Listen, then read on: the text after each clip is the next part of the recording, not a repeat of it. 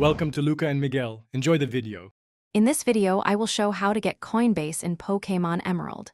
Start by exploring Mobile City and checking department stores, then search houses and speak to NPCs.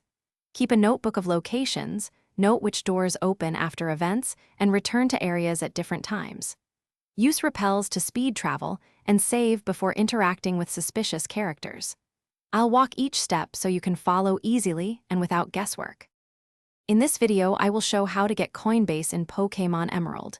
Move from Littleroot to Petalburg, then Rustboro, and finally Moville to access shops and NPCs who may guide you. Inspect every counter and talk to elderly characters for hints about hidden items. Use Fly to revisit spots quickly and check in doors at different times of day. I'll describe where to look and what triggers make the Coinbase appear. In this video, I will show how to get Coinbase in Pokémon Emerald.